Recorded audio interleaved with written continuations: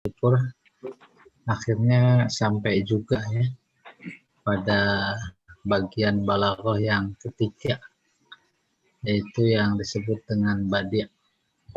Yang pertama bayan, kedua ma'ani, ketiga badi'. Tapi kemudian dalam beberapa buku dijumpai urutannya bukan pertama bayan, kedua ma'ani. Ada juga buku-buku yang mengurutkan pelajaran maksud ma'ani dulu baru bayan, baru badi'. Nggak ada persoalan. Sesungguhnya yang namanya balaghah itu, apalagi ketika diorientasikan kepada Al-Quran, apalagi Al-Quran yang paling sentral fungsinya adalah hidayah, itu balaghah hanya bayan dan ma'ani. Nah, ya, melihat Al-Quran secara fungsional, yaitu petunjuk. Adapun badi hanya memaparkan aspek keindahan. Maka dengan badi kita mengetahui, oh iya, Al-Quran luar biasa indahnya. Dari sekian ilmu yang ada dalam cabang badi', itu di Al-Quran ada semua, gitu kurang lebih. Nah, itu tidak menangkap hidayah, kurang lebih begitu. Tapi yang menangkap hidayah adalah ma'ani, yang pernah saya katakan sebagai induk ilmu balaghah ma'ani. Ma'ani dari kata makna, Al-Quran lafaz membawa makna, pada makna itulah didapat petunjuk yang mampu mengungkap makna-makna sebagai wahana hidayah, yaitu ilmu, namanya ilmu ma'ani. Dan dua ilmu itu, bayan dan ma'ani, yang disebut oleh Imam Zamakhsyari sebagai alatul hidayah. Gitu. Badi, ini sebagai pengantar saja, badi itu masuk kategori ilmu baru dalam jajaran ilmu-ilmu balaghah. Karena baru, maka si penemu menyebutnya dengan badi'. Sebelumnya belum ada, sebelum ditemukan. Berbeda dengan bayan dan ma'ani. Itu, dan mudah-mudahan kita akan memperoleh banyak pelajaran dalam konteks badi' ini. Baik, slide berikutnya, Pak.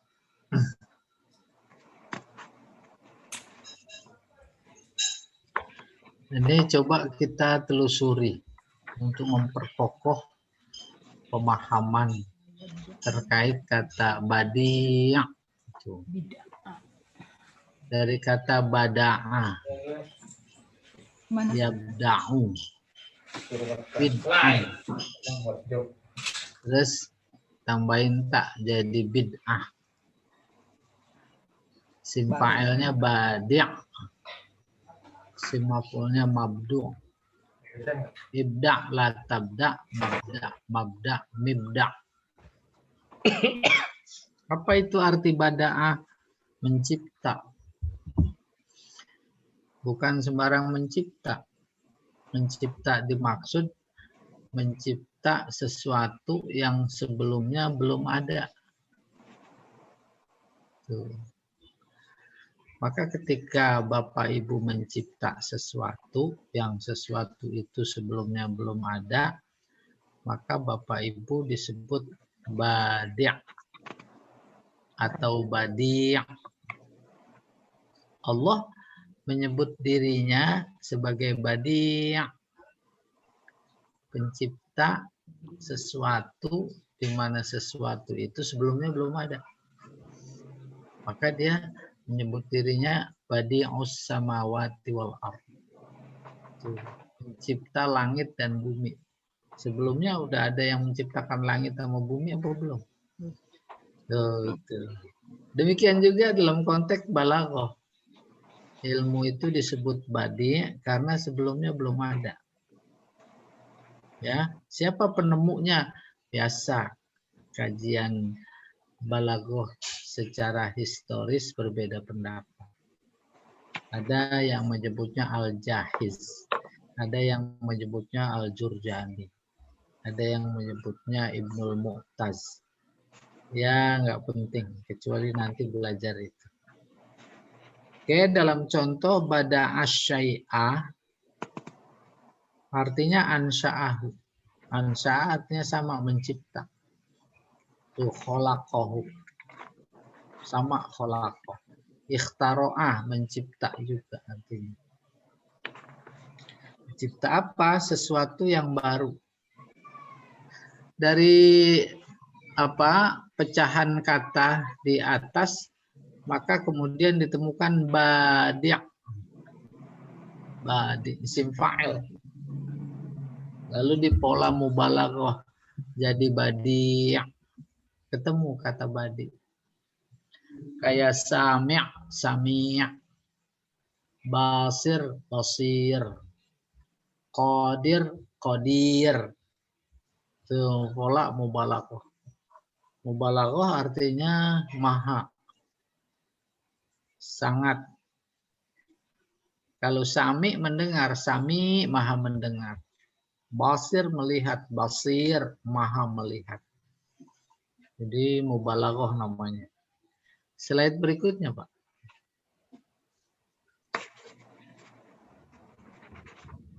Baru nih.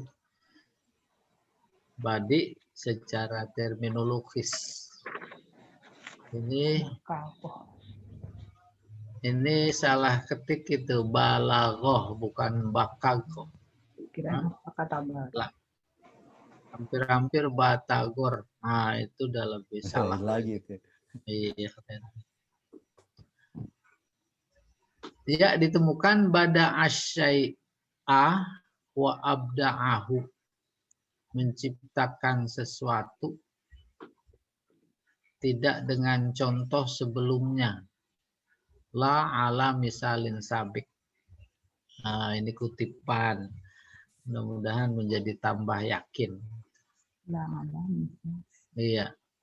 Saya baca bada asyai'a wa abda'ahu ay ikhtara'ahu. La ala misalin sabiq. Dengan contoh sebelumnya. Belum ada. Ini dalam artian luas. Bapak Ibu bikin rumah yang belum ada modelnya, arsiteknya, itu badi'.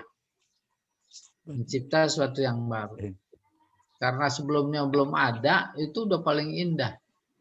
Maka badi artinya indah. Gitu.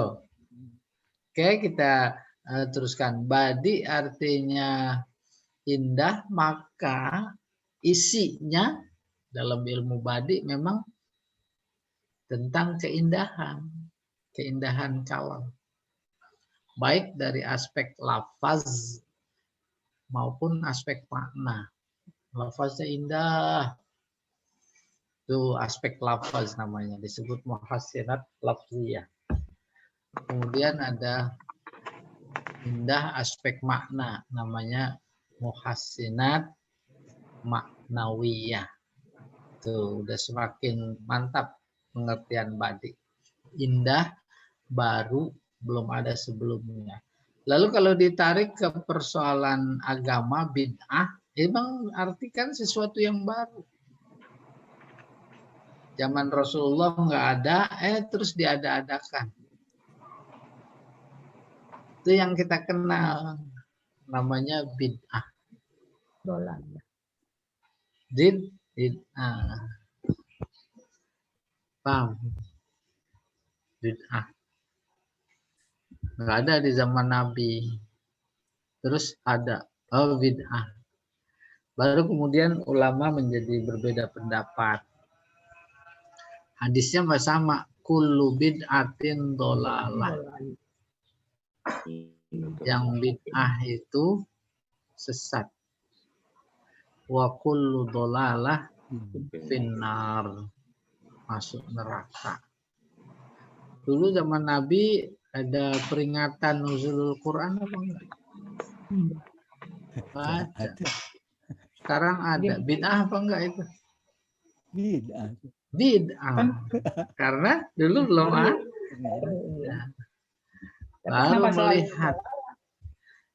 Baru melihat baik dari sisi rasional maupun tekstual. Dari sisi rasional, peringatan-peringatan hari besar Islam dulu nggak ada, sekarang ada. Ada manfaatnya apa enggak? Ada. Tuh. Kan pengajian aja, cuma momennya. Ada. Tapi yang satu melihat jelas nggak ada dong, orang di zaman Nabi aja nggak ada. Masa mau dicari-cari manfaatnya? Pecah. Pecahnya bagaimana? Ada yang mengkategorikan dalam konteks bid'ah, ada yang sesat. Ada yang nggak sesat. Dengan kata lain, ada bid'ah hasanah, ada bid'ah dolalah. Itu aspek rasional fenomenal.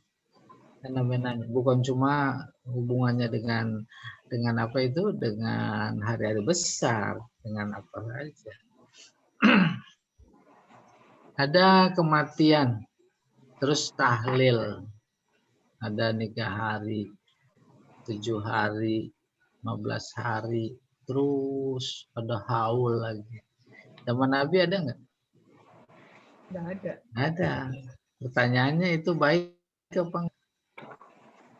Nah, yang posisi fikihnya pada bahwa itu adalah baik, maka itu bid'ah, betul diakui, cuma hasanah. Tapi pada yang posisi fikihnya pada nggak baik, karena nggak ada, yaitu dolalah. Dua-duanya betul. Yang penting argumentasinya, dan yang penting jangan yang satu membid'ahkan yang lain, menyalah. Nah, itu yang banyak. Tuh, itu dia. Apalagi terawih. Ada yang 23, ada yang 11. Ada yang pakai kunut, ada yang enggak. Nah, kita harus bijak melihatnya. Baru kemudian aspek mantuk, yaitu redaksi hadis. Kullu mauludin, kullu bid'ah dolalah. Itu dia yang dipakai dari. Semua yang bid'ah dolalah. Nah, kullu itu terbagi 2. Dalam kajian ilmu mantik, kullu ada 2. Ada yang pertama namanya kullu kulli. Emang benar semuanya. Ada satu lagi kullu ba'di. Ba'dun sebagian. Yang disebut kullu dalam hadis tadi itu ba'di. Maksudnya ba'dul bid'ah. Walaupun kullu. Kita prasmanan dalam sebuah resepsi. Datang terlambat. Ya kehabisan. Udah dimakan semua. Tuh semua tuh kullu tuh. Piring dimakan nggak? Enggak. Ya. Itu namanya nggak semua. Kan makanannya. Hah? Makanan. Karenanya juga tidak semua juga. Itu tolak ukurnya udah nyimpang. Kita lagi cerita semua gitu. Semua. Apa semua memang bersih banget? Enggak juga. Enggak juga. Ada masih. Itu analogi kullu bermakna ba'di. Nah, itu. Oh, udah habis semua. Terus masih ada sih. Sedikit. Masih ada sih. Itu. Sisa Boleh ditolak, boleh diterima. Ya, ada kullu kulli, ada kullu ba'di. Baru nih nggak boleh dilepas dalam konteks ini.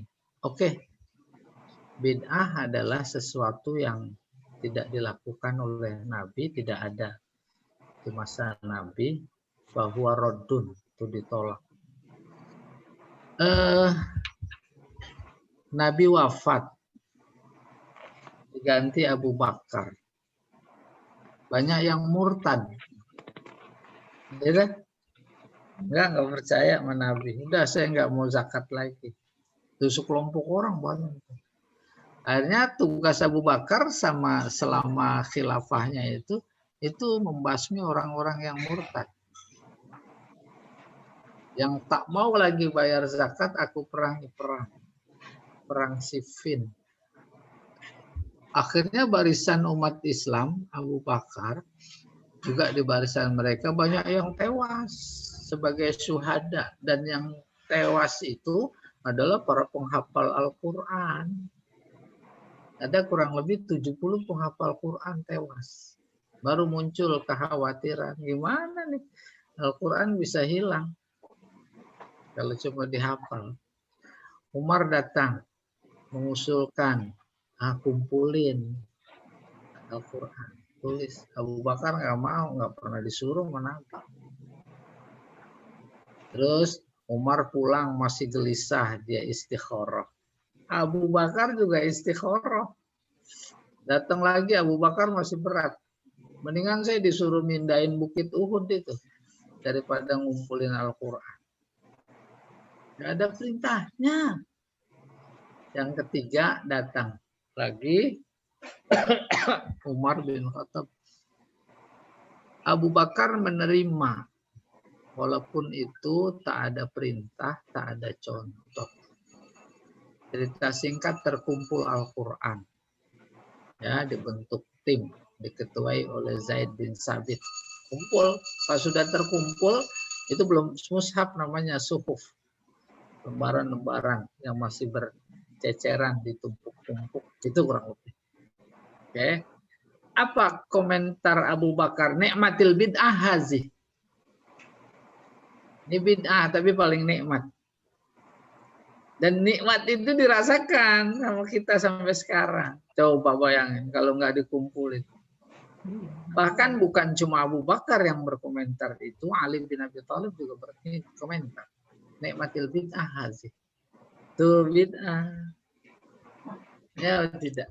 Jadi nggak semuanya dihubungkan dengan tadi. Wah, udah habis semuanya, ada, masih ada bid'ah yang hasanah. Baru nanti harus ditinjau kasus per kasus. Gitu. Beri contoh lain lagi. Ketika Mi'raj, Nabi ditampakkan surga, neraka, dan lain-lain. Giliran ditampakkan surga, Nabi mendengar ada terompa. Siapa? Bilal dalam surga. Memberikan informasi, Bilal duluan masuk surga. Pas turun, temu Bilal, ditanya, bima sabaktani ilal jannah. Dengan amalan apa engkau bisa mendahului aku masuk surga? Terus Bilal jawab, habis setiap wudhu aku sholat 2 rakaat. Maka kemudian menjadi sholat sunat wudhu. Itu udah ekstrim sekali. Jadi kesimpulannya, badi dari kata bada'a ketemu kata bid'ah, nah, dalam konteks agama kayak begitu bid'ah. Terkait dengan tahlilan sekian hari, maka bagi kita bijaksana jangan lihat harinya, tapi lihat isinya. Isinya tasbih, tahmid, terus firman-firman Allah. Itu lihat, jangan lihat niga, nujuh, haul. Paham itu? Bapak Ibu, kalau beli durian lihat isinya apa kulitnya? Mana yang tukang durian nggak ada nih. Tuh, karena isinya. Bahkan Idul Fitri, Idul Adha itu kan ganti dari tradisi Madinah. mereka pesta-pesta. Iya, wallahu a'lam bishawab. Silakan slide berikutnya. Ustaz mau tanya dulu boleh nggak Ustaz? Ini kalau saya jawab lagi nanti saya dibilang ahli bid'ah, Bu. Silakan Bu, ini bagus sekali. Halo Ustazah. Iya Bu, silakan Bu. Iya. Kalau di dalam surat Al-Kahfi itu yang ayat 79, amma sapinatu fakanat limasakina ya'maluna fil bahri fa'aratu an aibaha wa kana wara'ahum maliku ya'khuzu kulla sapinatin ghasbah. Nah, kullanya di sini tadi masuk yang kuli atau masuk yang ba'di, Ustaz? Nah, kalau kuli mah itu bekerja. Ya. Namanya apa yang kerja kuli, ada kuli bangunan. Bener itu, ibu sendiri udah bisa menganalisis. Ya. Naik perahu terus dibocorin, takut nanti dirampas, gosok dirampas semuanya apa sebagiannya. Apalagi udah belajar balaghah, ya ada majaz mursal, alakohnya juz'iyah, alakohnya kuliah. Tuh, tinggal ditelusuri secara historis untuk mengetahui secara meyakinkan kulinya dimaksud atau kulanya dimaksud kullu ba'di apa kullu kuli. Kan perlu pembuktian sejarah. Yang hendak dirampas itu sama perahu-perahunya apa isinya saja. Kan rentan sekali terjadi perbedaan pendapat. Nggak usah ke Ashabul Kahfi umpamanya. Atau cerita tadi Nabi Khidir, Nabi Musa. Dalam kasus-kasus keseharian yang ada saja, apalagi kalau ukuran pakai majaz mursal, nah itu terjadi. Sariqal lisu al manzil. Mencuri rumah. Rumahnya semuanya dicuri. Apa isinya saja. Terus sudah, bersih tuh gitu. Benar semuanya diambil, bahasanya bersih, kagak ada yang ketinggalan sedikit pun. Apa segala itu dibawa? Segala pokok. Kan gitu. Masing-masing pihak bisa memberikan ilustrasi. Ya, bagus Ibu ya. Ya, sekarang kita. Terima kasih Ustaz. Ya, sama-sama. Nih. Baru nih. Dalam ulumul balaghah al-Maroghi ini al-badi lughatan al-jadid. Badi menurut bahasa artinya baru, jadid. Al-mukhtara yang ditemukan atau diciptakan. La ala misalin sabik, tanpa contoh sebelumnya. Walah tiza mutaqaddim, tidak mengikut. Ihtiza mengikut. Pokoknya engkau berkata bada asyai'ah, menciptakan sesuatu, atau abda'ahu, maka engkau disebut mubdi', yang menciptakan. Ya, ini apa namanya, penguatan lain terhadap makna badi secara harfiah. Berikutnya, Pak.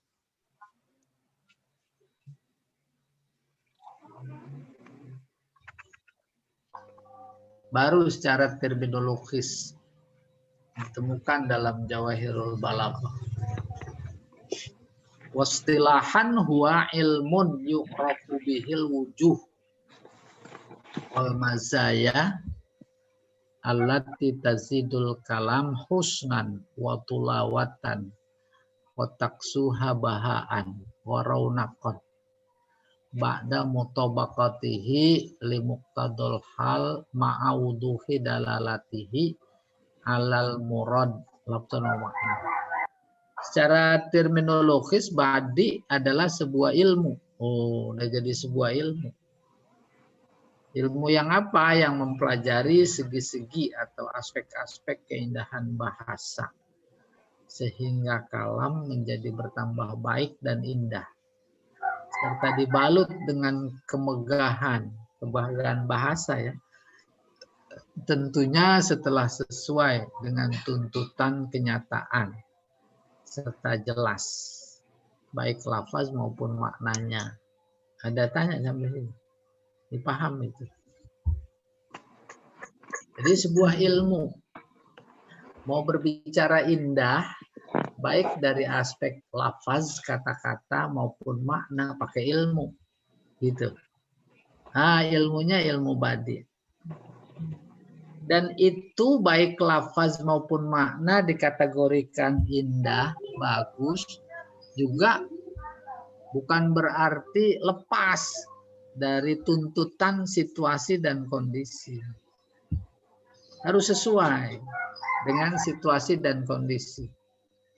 Di samping sesuai dengan situasi dan kondisi, juga menggunakan kata-kata yang fasih. Fasih. Sudah paham? Saya beri ilustrasi. Pembicaraan harus sesuai dengan situasi dan kondisi. Contoh yang paling minimalis. Cara berbicara di depan teman-teman TK.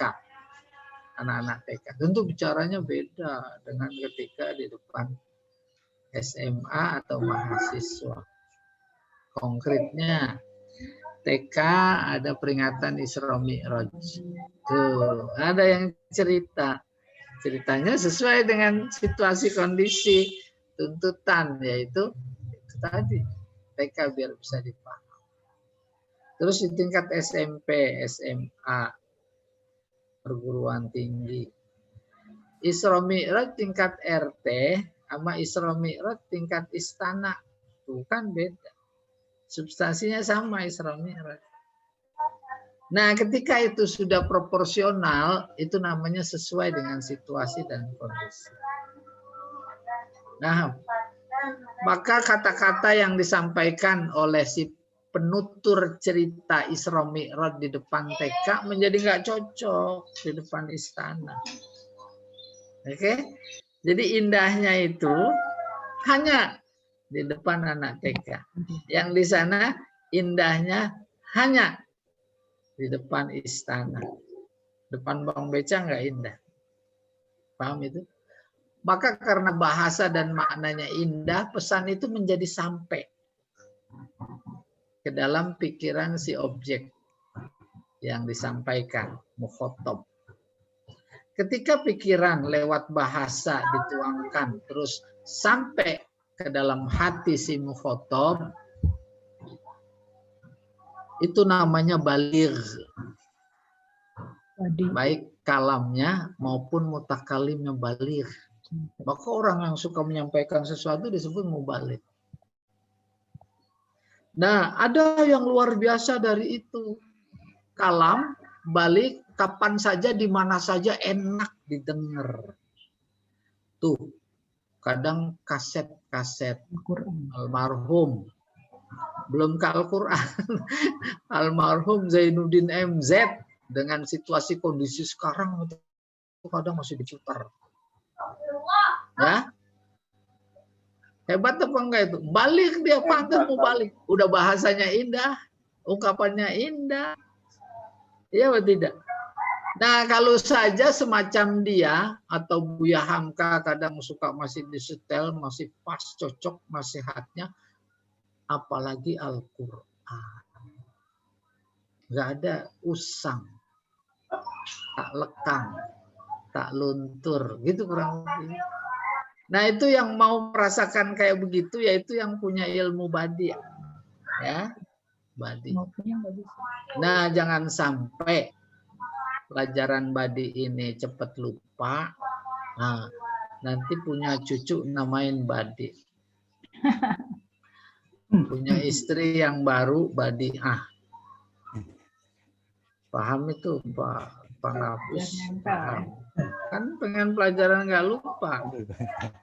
Ya kan? Jadi orang ingat. Kelihatan terus ya. Ke Pak Jamal.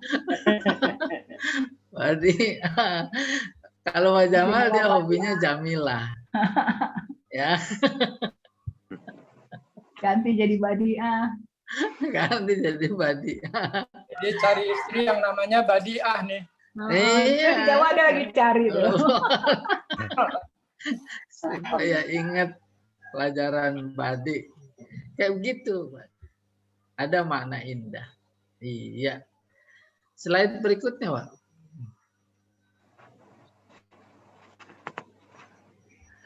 Nah, ini apa ini? Benang merah Badi etimologis dan terminologis.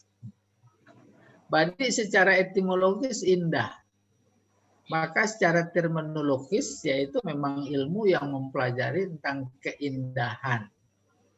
Keindahan bahasa baik dari aspek lafaz maupun makna. Ilmul badi huwa ilmun yubhasu fi tariqi tahsinil kalam. Ilmu yang mempelajari cara-cara memperbaiki, menghiasi kalam. Ya, tentang cara memperindah kalam, baik lafal maupun makna.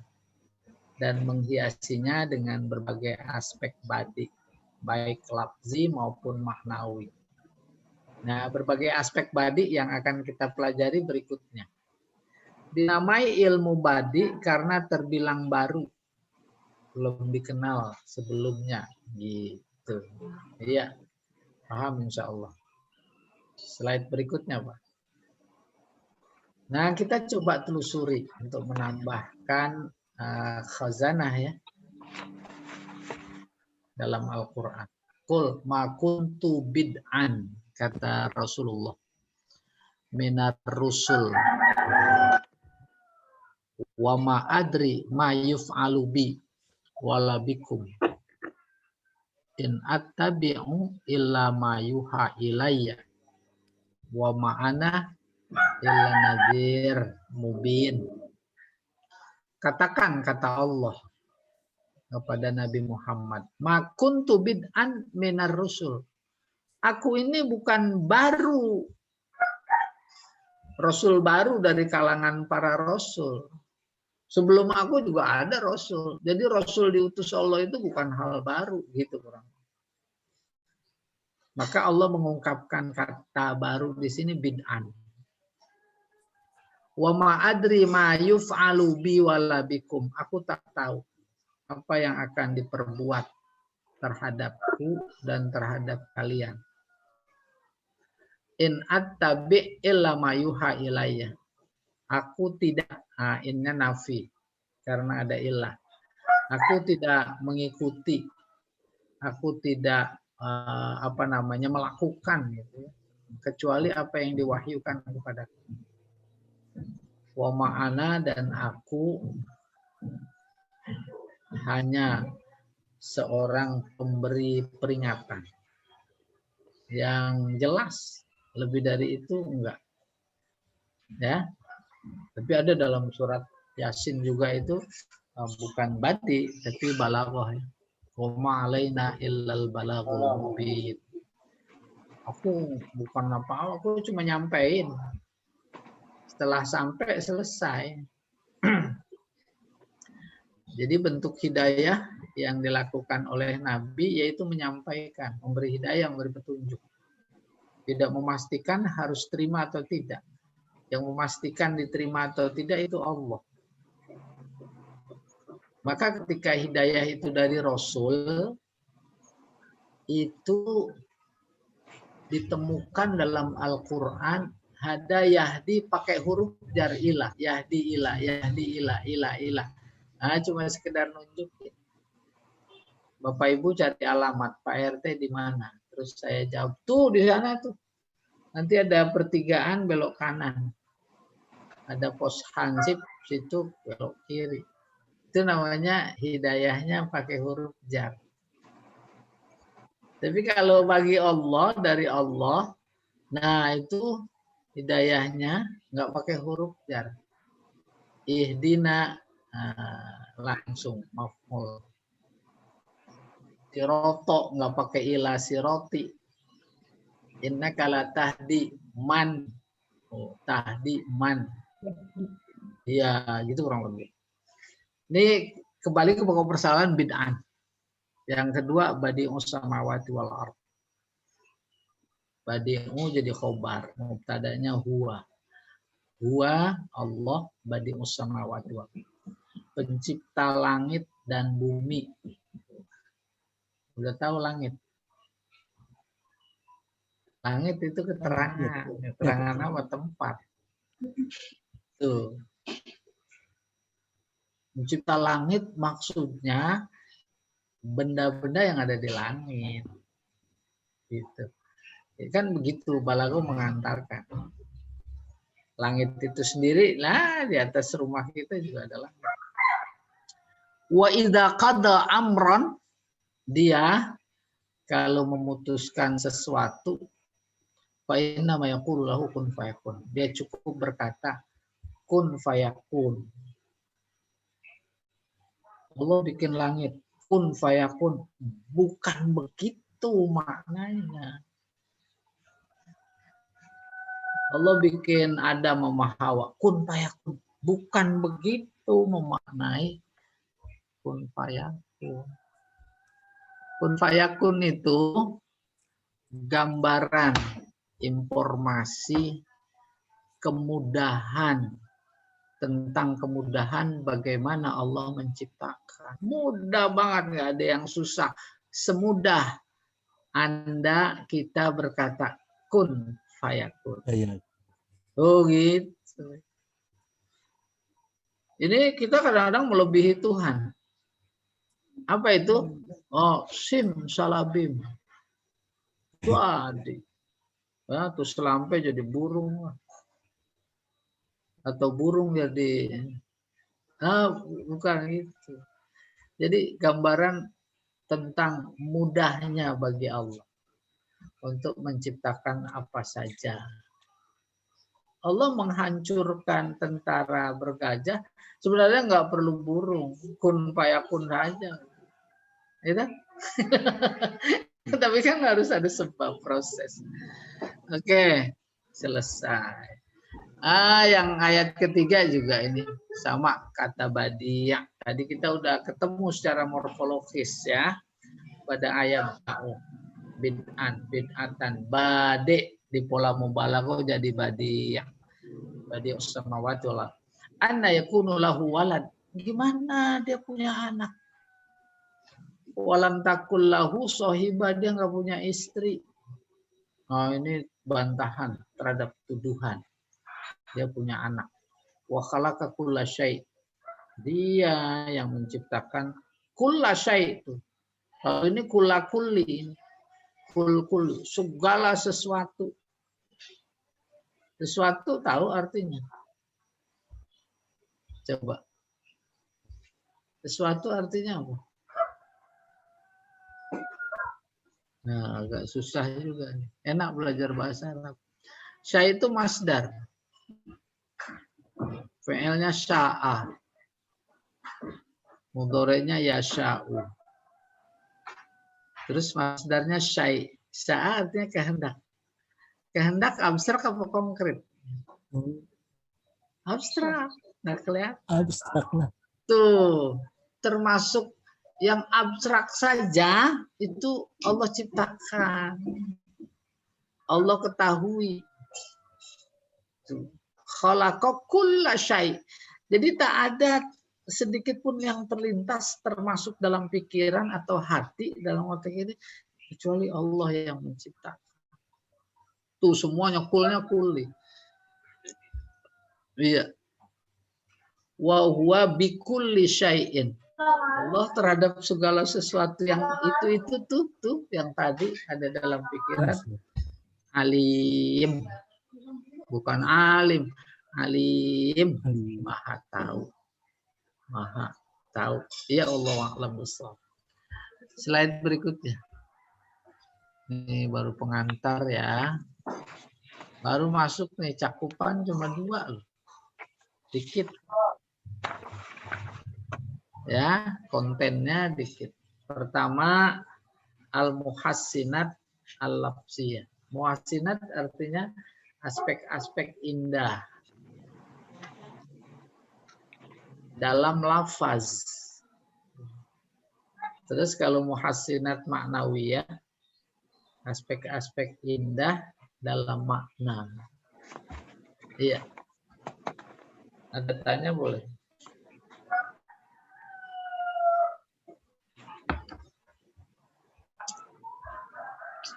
Terus Pak, kita masuk. Nah, kita masuk nih keindahan bahasa dari aspek lafaz. Yang pertama namanya jinas. Yang kedua iktibas. Yang ketiga sajak. Terus ke lidah Indonesia jadi sajak. Kesamaan huruf akhir. Jinas. Apa itu jinas? Sebagai bagian dari keindahan aspek lafaz, yaitu udah jadi bahasa Indonesia sejenis. Itu jinas namanya. Ya, jadi insya Allah kalau ada orang berkata, menyebut, kita mendengar atau menemukan kata jinas, kita paham. Sejenis. Apa maksudnya? Yaitu ada dua kata, ucapannya sama, maknanya beda. Itu jinas. Ayah kurang sehat. Lalu dia ke pasar. Terus pulang bawa madu. Si ibu marah-marah. Tuh. Padahal di tangan. Padahal Mau kemana nih maksudnya? Padahal saya belum selesai. Ibu ini udah sensitif banget. Sensitif banget. Ini udah mau kemana nih maksudnya arahnya nih? Padahal di tangannya dia membawa madu. Tuh kan ada dua kata madu, madu. Sama ucapannya, maknanya sama apa beda? Beda. Bisa sama, bisa beda. Nah, itu dia pelajaran balaghah, badi, indah. Dan semakin orang terus geli dengernya, ternyata terus dia menyadari dia salah, itu semakin indah. Kayak tadi tuh, udah GR duluan.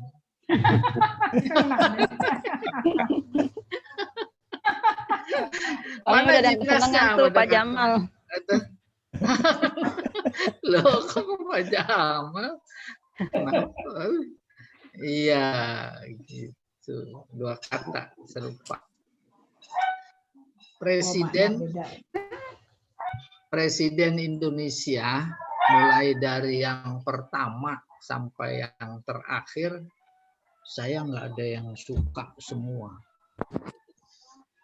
Kecuali Habibie. Tuh, Habibie. Terus yang diteruskan lagi, sebab Habibie namanya Badi'ah. Itu ada dua kata Habibie. Ya tidak? Habibie yang satu ya memang mantan presiden setelah Pak Harto. Yang satu lagi kekasihku. Namanya Badi'ah. Ya tidak? Tuh gitu. Jadi balaghah itu yang kemudian kalau bisa lihat di Hanswer itu artinya retorika, mengicu. Sejauh mana bahasa itu mengecohkan ya, mengecohkan si pembaca atau si pendengar, lalu kemudian semakin jauh, tapi tetap ujungnya dia paham, itu semakin indah. Maka dalam ungkapan bahasa, buku, teks, itu semakin susah dipaham, itu semakin indah. Kamil.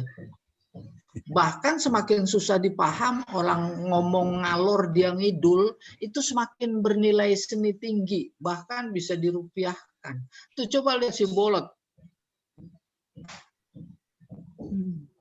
Semakin ngaco, itu orang semakin rame ketawa. Karena punya nilai seni. Tapi kalau lagi dipanggil polisi, dia ngomongnya begitu apa enggak? bisa digampar orang. Neng. Ya. Ada orang ya? Ini masih dalam konteks badi nengnya apa gimana ya? Host, matiin dong, host. Aduh, Saya ya lagi nggak sarapan. apa-apa. Ya, jadi demikian Jinas. Kemudian iktibas itu sepintah aja. Iktibas secara harfiah artinya ngutip. Ngutip artinya jiplak. Jiplak bahasa kerennya plagiat. Itu ada dalam pelajaran balaghah plagiat. Plagiat apanya? Boleh lafaznya, boleh maknanya. Istilah teknisnya iktibas. Kita pakai kata iktibas saja. Bahasa kita, lisan atau tulisan. Ketika ada plagiat dan plagiatnya adalah Al-Quran atau hadis yang itu adalah namanya iktibas, itu semakin indah bahasa. Semakin tinggi. Nah, itu. Dan ngutipnya sedikit. Boleh ngerubah. Kita ngutip ayat Al-Quran, kita masukkan ke dalam kata-kata kita, seolah-olah itu kata-kata kita, bukan kata-kata Allah. Semakin tinggi, semakin indah. Dan yang kayak begitu namanya iktibas. Iktibas. Mudah kebayang. Banyak itu hamdalah pada orang yang berkhutbah atau pidato ceramah berkata begini, Alhamdulillahirabbil alamin, iyyahu na'budu wa iyyahu nasta'in. Itu iyyahu. Itu namanya ngutip. Yang di Al-Qur'an iyyaka. Iyyaka na'budu.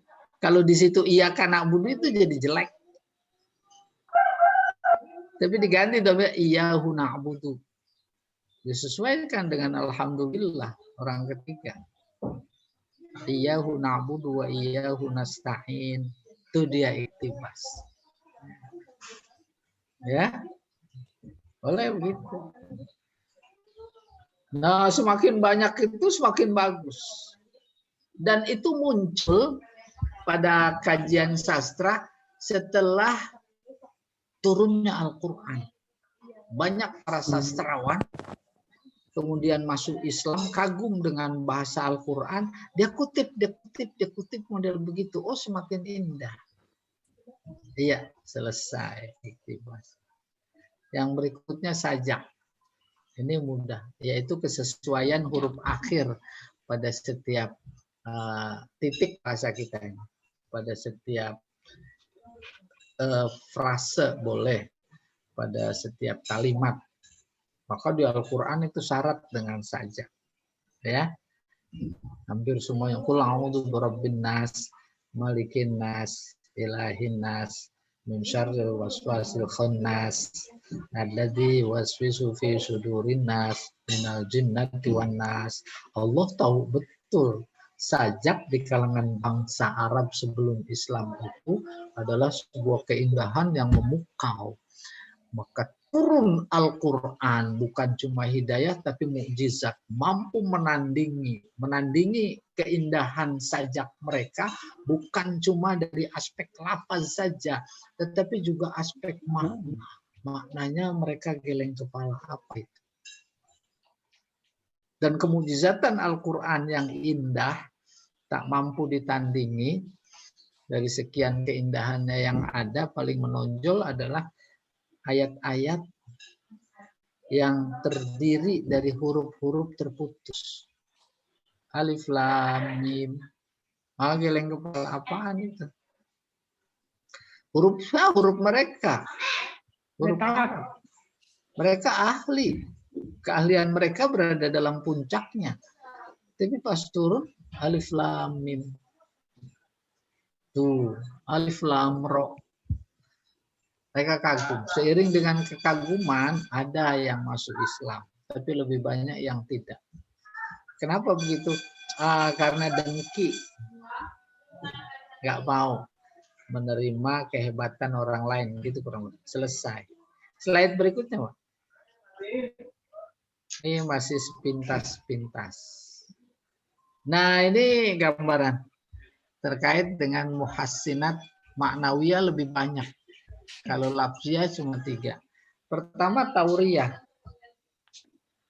kedua tiba, ketiga mukhobalah, keempat husnul ta'lil, kelima ta'kidul madah bima yusbihu zam wal akas.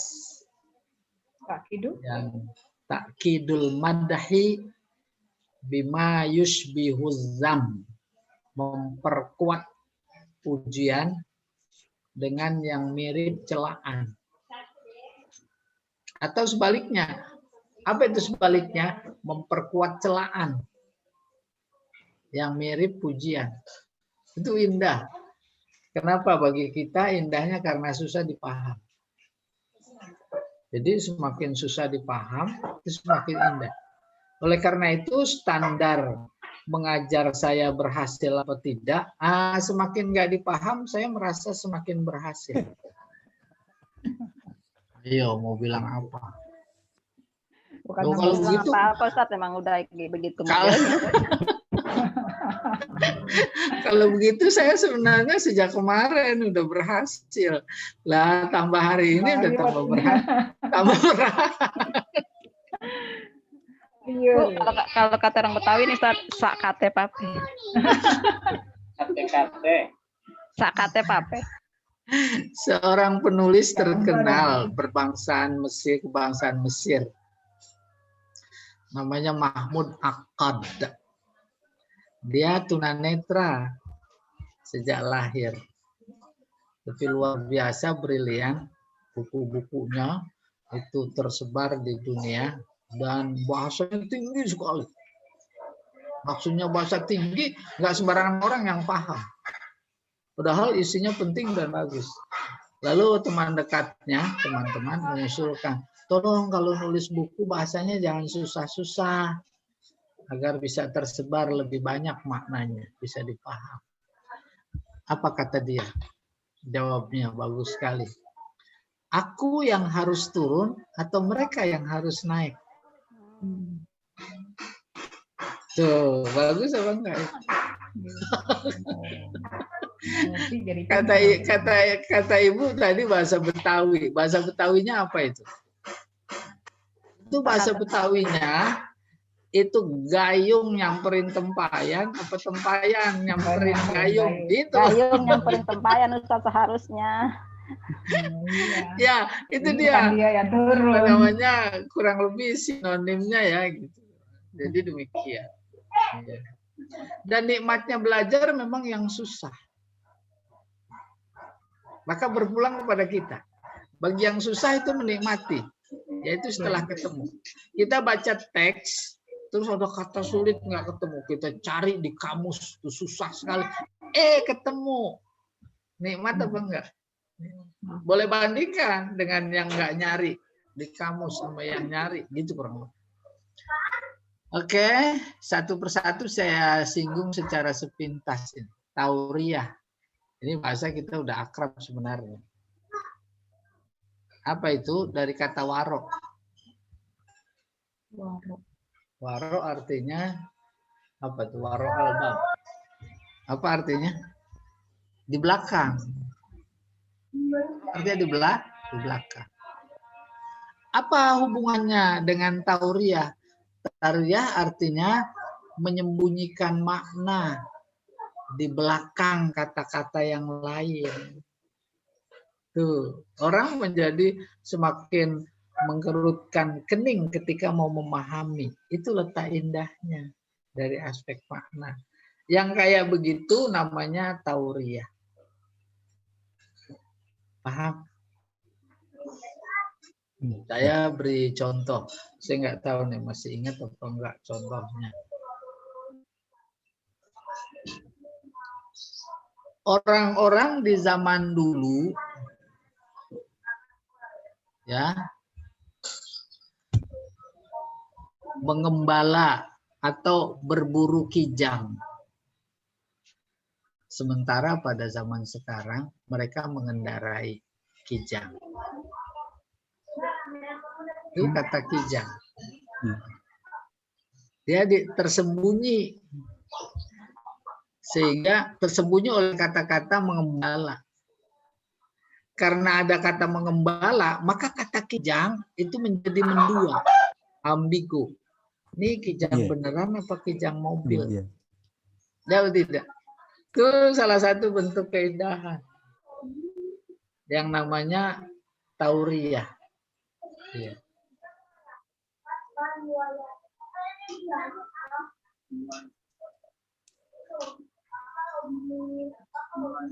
Oke. Yang kedua tibak. Tibak artinya mutobako sesuai. Tapi dalam konteks balaghah tibak adalah menyebut dua kata yang berlawanan dalam satu kalimat. Itu namanya tibak. Pagi sore kerjaan main mulu. Pagi sama sore kan berlawanan. Dan berlawanannya bisa jadi memang lawan kata, bisa jadi karena positif negatif. Contoh positif negatif. Makan, enggak makan. Makan sama enggak makan. Makan positif. Enggak makan negatif. Umpamanya dalam Al-Quran, contoh begini. Hal yastawil ladina ya'lamun wal ladina la ya'lamun. Tuh ya'lamun sama la ya'lamun. Ya'lamun tahu, la ya'lamun enggak tahu. Ya'lamun berilmu, la ya'lamun tidak berilmu. Dua kata yang berlawanan digabung. Coba dengarkan itu ceramahnya almarhum Zainuddin, luar biasa itu badiknya. Oh, kajian yang Kadang bersajak juga. maksudnya kajian offline. Oh, gue nggak tahu kalau offline. Oh, enggak tahu. Suaranya. Lo online semua. Offline ada sih. Siapa matiin Ada dulu? sih, tapi jarang banget gitu Nat. Maksudnya kayak Jangan ya, jadi matiin terus sampai nguburin.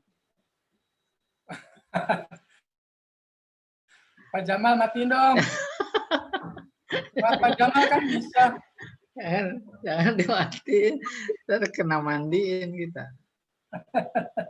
Tuh kata matiin itu juga nanti disebut balaghahnya tinggi. Ya. Ya. Oke, tibak. Yang ketiga muqabalah. Sama dengan tibak. Kalau tibak hanya terbatas pada dua kata, tapi kalau muqabalah lebih dari dua. Kalau lebih dari dua, ada dua kata yang berlawanan, itu namanya muqabalah. Umpamanya Al-Quran bilang, "Falyadhaku qalilan wal yabku katsira." Banyak tawa, jangan banyak tawa. Banyak nangis lah, jangan banyak tawa. Tuh. Oke. Itu namanya muqabalah. Apalagi banyak ada dalam Al-Quran dijumpai. Fa'amma man a'ta wattaqa wa saddaqa bil husna fasanuyassiruhu lil yusra. Nah, ini mohon maaf ini. Dia apa? Sebelah lagi taktok. Oke, kita teruskan. Nggak apa-apa, jangan pada.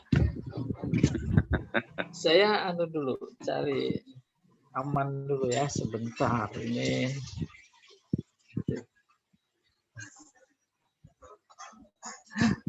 Kalau yang ini nggak berani teriak matiin. Saya ulangi contohnya ayat Al-Quran tadi. Fa'amma man a'ta du'a'ta wa saddaqa bil husna wattaqa wa saddaqa bil husna fasanuyassiruhu lil yusra. Kemudian Allah padankan dengan lawan kata pada ayat berikutnya. Wa amma man bakhila wastagna wa kadzdzaba bil husna fasanuyassiruhu lil usra. Iya. Contoh pendek lagi. Inna ma'al usri yusro. Usri yusro tibak. Nanti secara rinci pada babnya, ya. Yang berikutnya husnul ta'lil. Husnu artinya bagus. Ta'lil artinya sebab. Bagus bukan hanya sekedar bagus, tapi indah. Indah sekali. Indahnya bukan di mata, di telinga, tetapi di hati, di pikiran. Mana contohnya? Gempa bumi sebenarnya terjadi karena faktor alam. Ada lempengan yang bergeser, maka terjadi gempa. Tapi seorang sastrawan menghindar dari sebab-sebab alami tadi. Maka dia berkata, gempa bumi yang terjadi di Indonesia bukan karena lempengan yang bergeser di bawah tanah, akan tetapi karena kemaksiatan yang sudah merajalela. Tuh, dia menghindar dari sebab-sebab alami kepada sebab-sebab yang lebih indah. Bisa dipaham? Gempa bumi yang terjadi bukan karena faktor alam, gitu kurang lebih. Akan tapi karena banyaknya maksiat dan kedurhakaan, kezoliman, kebohongan di muka bumi ini, di Indonesia ini, gitu kurang lebih. Itu namanya husnul ta'lil. Hujan rintik-rintik yang turun bukan karena cuaca, tapi kematian, sedih karena kematian seorang ulama. Bagus apa enggak? Hah? Udah diem aja nih, kayaknya bukan ulama nih. Baru semua. Oke, selesai. Itu husnul ta'lil. Yang berikutnya, bagian dari keindahan aspek makna, ta'kidul madah. Bima yushbihuz zam. Ta'kidul madah, memperkuat pujian dengan yang mirip celaan. Atau memperkuat celaan. Ini susah tapi gampang. Contoh, si A itu pandai sekali. Cuma belum selesai. Ketika sampai pada titik cuma, si pendengar mengira itu adalah lawannya. Cuma pelit. Biasa itu mah bahasa budaya Indonesia. Tetapi yang ada dalam konteks pelajaran ta'kidul madah bukan lawan dari apa itu tadi pandai, bukan. Maka saya teruskan. Si A itu pandai. Cuma terlalu dermawan. Terlalu dermawan pujian apa bukan? Pujian. Iya. Pujian. Tapi karena ada kata cuma, maka seolah-olah mirip celaan. Itulah yang dimaksud ta'kidul madah bima yushbihuz zam. Memperkuat pujian dengan yang mirip celaan. Si A itu dermawan. Cuma tak tersisa sedikit pun kekayaannya. Dibagiin semua. Gara-gara ada cuma, maka menjadi dikategorikan sebagai mirip dengan celaan. Padahal dipuji lagi. Nah itu bentuk-bentuk budaya yang kemudian ditampilkan dalam bentuk bahasa disebut takkidul madhah bima yushbihu zam. Sebab budaya bahasa itu kan budaya. Ya. Budaya bahasa. Kalau di kita budayanya berakit-rakit ke hulu, maka di sana nggak ada rakit-rakit, padang pasir. Ya kan? Iya, gitu. Apalagi sedia payung sebelum hujan. Di sana ada nggak? Nggak ada. Apalagi zaman dulu nggak hujan-hujan. Kecuali sekarang udah turun salju. Oke, yang kedua sebaliknya, mempertegas celaan dengan yang mirip pujian. Orang itu malas, cuma suka mencuri. Nah, sama itu. Ya, nanti pada babnya akan kita bahas lebih dalam, tentu dengan contoh-contoh yang ada. Nah, ini yang menarik terakhir. Uslubul hakim. Uslub itu cara. Uslub itu struktur kalimat. Hakim yang kita ketahui yaitu bijak. Dalam konteks filsafat, hakim artinya filosof. Nah, filosof itu bahasa Arabnya hakim. Kenapa disebut hakim? Dia orang yang bijak.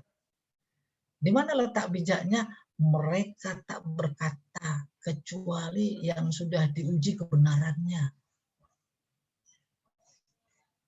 Maka kata-kata yang sudah diuji kebenarannya masuk dalam kamus kita namanya kata-kata hikmah, dari kata hakim, kata-kata hikmah. Nah, ada uslub yang luar biasa, bijaknya, karena si penutur tahu persis mana yang lebih penting dari sekian yang penting. Itu yang dia kemukakan, maka uslub itu namanya hakim. Contoh umpamanya kata-kata hikmah, manjada wajada. Benar apa enggak? Benar apa enggak? Siapa sungguh-sungguh pasti dah dapat. Itu udah diuji kebenarannya. Nah, coba lihat tuh di LBIK kalau lagi pada ujian, sungguh-sungguh apa enggak? Sungguh-sungguh apa enggak? Ini pada dulu ngerasain di LBIK apa enggak ya? Sungguh-sungguh, Ustaz. Iya, nengok kiri, nengok kanan. Silaturahim. Pulpen sampai jatuh. Kiri kanan nggak ada, ke belakang. Tuh, manjada wajada. Malah itu masuk. Ada WA. Sungguh-sungguh kan, yang penting sungguh-sungguh.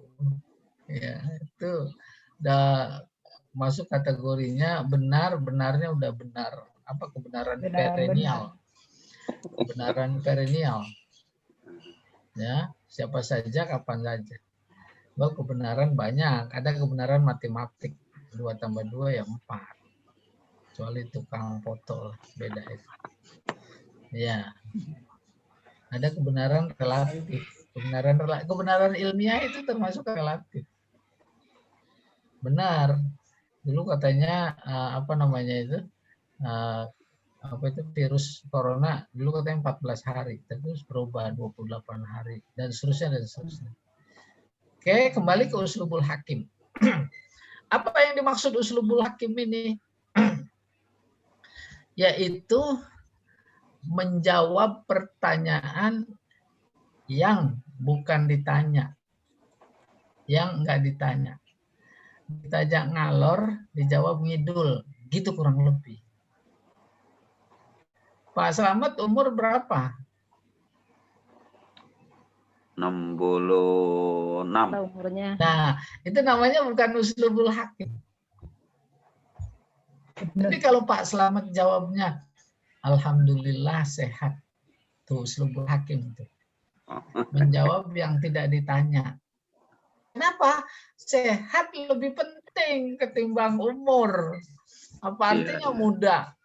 Dikit-dikit batuk, dikit-dikit batuk. Betul. Itu namanya uslubul hakim.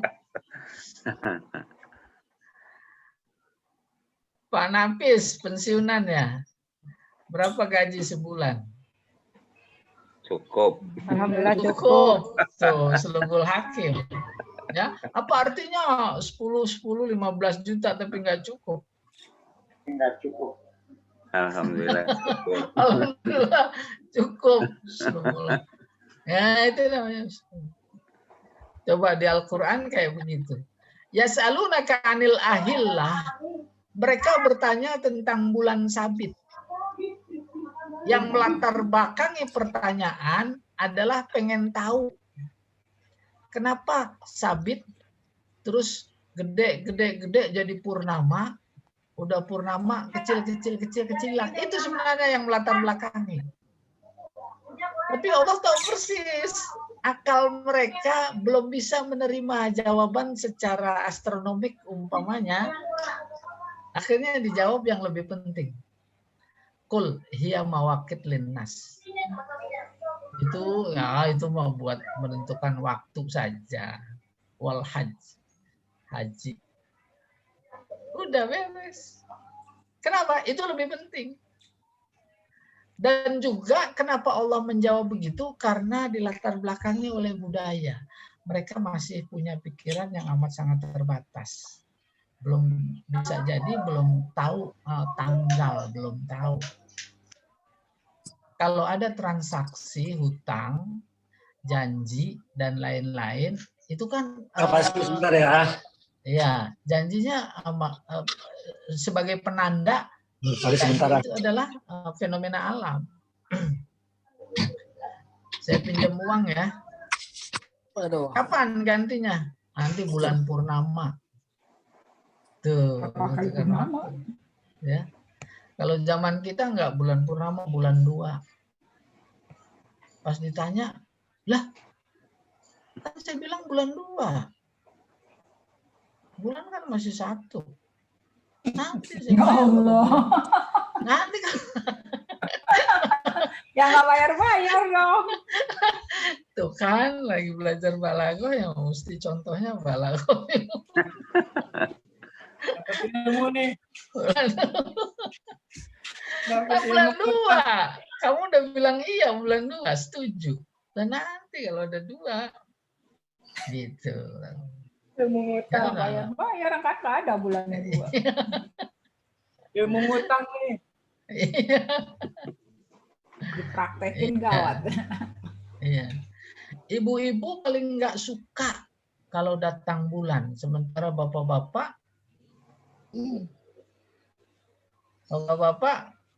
nunggu datang bulan nggak? Habis bulan. Ya kan Kalau namanya datang bulannya datang. Bapak ya beda. Ya sama dengan madu tadi ini, madu pergi ya. Enggak. Ntar nggak jadi host nih. Oke, ya. Terus mereka bertanya lagi, yas'alunaka 'anil mahid. Mereka bertanya tentang menstruasi. Sebab di kalangan mufasir itu juga berselisih pendapat berdasarkan banyak hadis. Yang ditanya menstruasinya apa tempat mennya? Wih. Nah, tuh Ibu udah testimoni namanya. Sebab dari sorof itu mahid bisa masdar, bisa isim makan, bisa isim maf'ul, bisa isim zaman. Bahkan dalam satu ayat itu 2 kali disebut mahid. Di mana uslubnya, nah ini cerita uslub. Uslubnya mengantarkan kepada pemahaman yang benar. Yas'alunaka fil mahid, yas'alunaka 'anil mahid.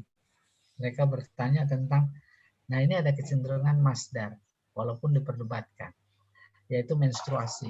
Maka kalau dijawab sesuai dengan ilmu biologis umpamanya, mereka pikiran belum siap menerimanya untuk memahaminya, nggak bisa. Akhirnya ada jawaban yang lebih penting. Apa itu? Kul huwa aza. Katakan kepada mereka itu penyakit. Itu penyakit. Penyakit dalam artian apa? Dalam artian ada kecenderungan justru lebih tepat dimaknai sebagai isim makan tempatnya, yaitu penyakit kalau dilakukan hubungan dalam pada saat menstruasi. Selesai itu mahid. Hubungannya dengan kul huwa adza, jawabannya. Ditanya kemana, jawabnya kemana. Oke.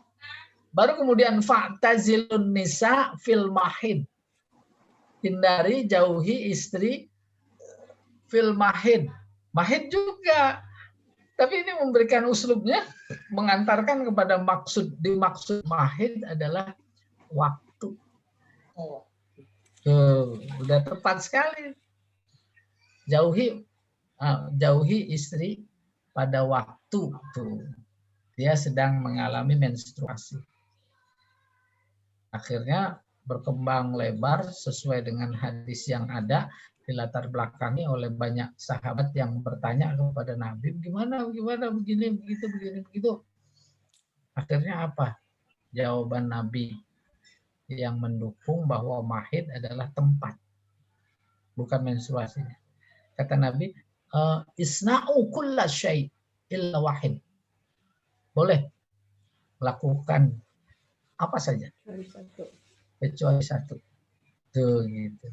Jadi ada kecenderungan dari struktur kalimat yang ada, yasalunaka fil mahid, yasalunaka anil mahid gitu. Itu adalah tentang isim makan. Itu kurang lebih. Selesai uslubul hakim. Nanti pada saatnya banyak contoh yang menginspirasi. Ada tanya, dipersilahkan. Kalau artinya sendiri Ustaz, uslubul hakim cara atau gimana Ustaz? Struktur kalimat. Struktur kalimat orang bijak gitu secara orang bijak. harfiah. Oh, iya. Apalagi dihubungkan bijak itu maksudnya filosof. Filosof tak berkata kecuali setelah diuji kebenarannya. Maka muncul kata-kata hikmah. Kata-kata hikmah adalah kata-kata yang mengandung kebenaran. Seperti man jadda wajada, man sabara zafara, man saru ala darbi wasala. Ya Allah, bagus. Ada lagi yang lain.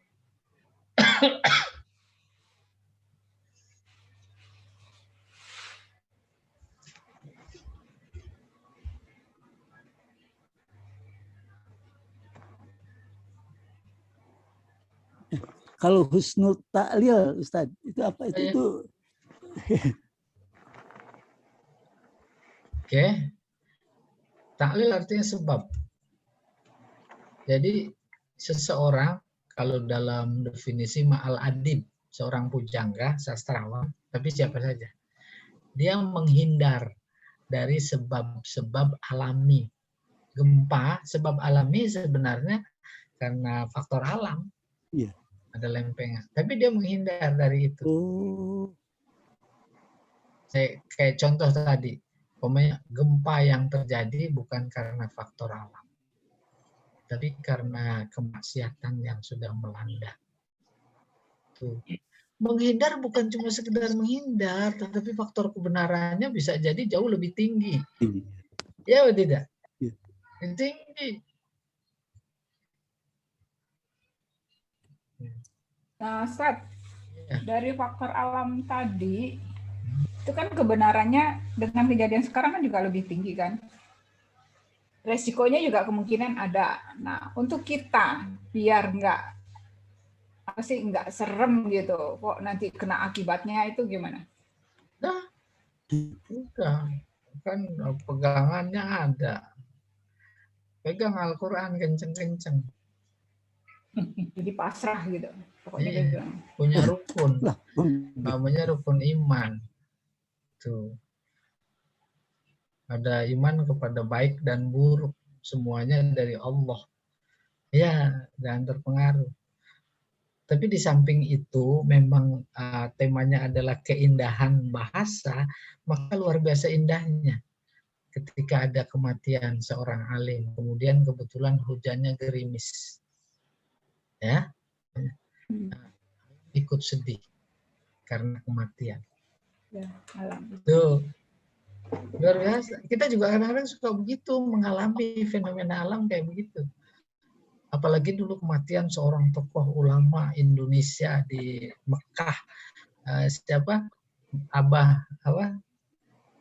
Maimun. Oh iya, Mbah Maimun itu luar biasa viral.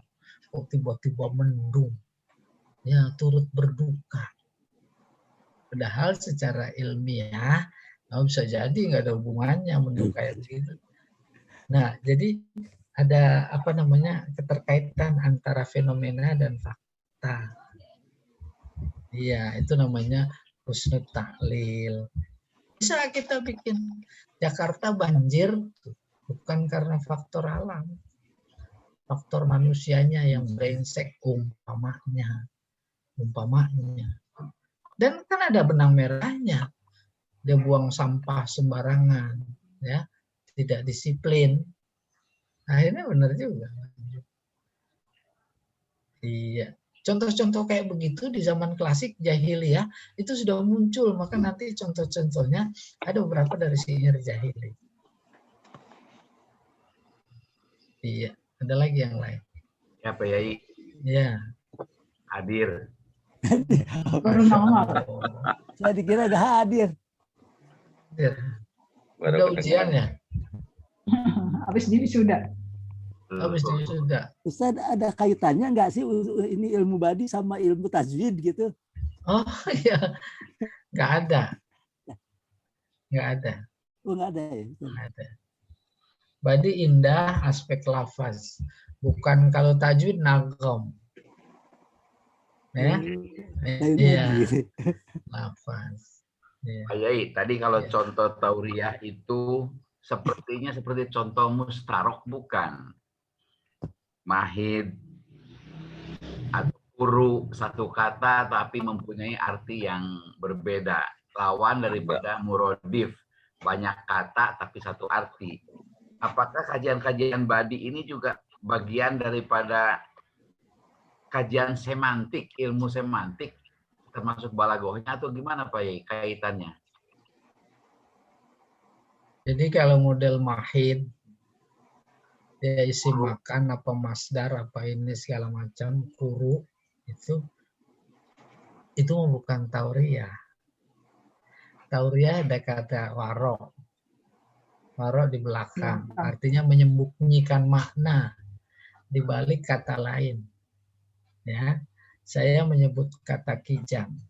Orang-orang sekarang apa namanya kijang atau kuda. Ya. Zaman dulu kita melihat di Jakarta itu hutan belantara. Terus di hutan banyak kijang. Tapi sekarang itu hutan belantara berganti menjadi pohon-pohon beton. Oke. Di halamannya juga banyak kijang, bahkan ada kuda. Tuh, kijang sama kuda itu menjadi tersembunyi maknanya, bukan yang semestinya, karena menyebut kata beton-beton, gedung, halaman. Itu namanya menyembunyikan. Atau contoh lain yang gampang. Presiden Indonesia saya nggak suka semua, kecuali Habibie. Maka si pendengar menyangka Habibie adalah bagian dari presiden, yaitu setelah Soeharto. Tapi si penutur, bukan itu maksudnya. Habibie maksudnya adalah kekasihku. Tuh kan menjadi tersembunyi di belakang. Itu namanya tauriah. Itu namanya tauriah. Kalau salah satu guru, nah itu banyak sekali istilah-istilahnya, baik dalam usul fikih maupun dalam tafsir atau ulumul Quran. Ada mustarok, ada macam-macam lah, ada sinonim, ya. Sejauh mana keterkaitannya? Oh, sangat berkaitan, sangat berkaitan. Ini bahasa nih, bahasa lafaz. Ada makna standar, yaitu makna menurut bahasa. Tapi ada makna tidak standar. Kalau Imam Zarqoni menyebutnya makna satu, makna dua. Makna dua itu menjadi berbagai macam maknanya sesuai dengan sudut pandang. Sudut pandang apa? Sudut pandang disiplin ilmu. Ya atau tidak? Tuh, itu tandang. Kalau ilmunya umpamanya biologis, maka maknanya lain. Maknanya lain sesuai dengan sudut pandang. Saya beri ilustrasi saja. Faiza qudiyatis shalah fantashiru fil ardi wabtaghu min fadlillah, dan seterusnya. Apabila selesai sholat, fantashiru, bertebaran di muka bumi. Kata bertebaran kan menjadi banyak. Oh, maksudnya cepat-cepat pulang. Maka kemudian sudut pandang ekonomi, cepat. Yang lagi di pasar cepat kembali ke pasar. Yang lagi di kantor cepat kembali di kantor. Yang lagi di terminal, supir habis Jumat terus langsung habis sholat apa aja, langsung kembali lagi. Itu fantasiru fil ardi. Tapi dalam dunia modern, fantasiru fil ardi bisa jadi maknanya tembus pasaran sampai ke pelosok dunia. Apalagi sudah eranya teknologi. Bisa nembus nggak habis sholat? Bisa. Tuh, jadi demikian makna dalam kata. Minimal satu itu yang standar. Makna kedua itu bisa berbagai macam. Iya.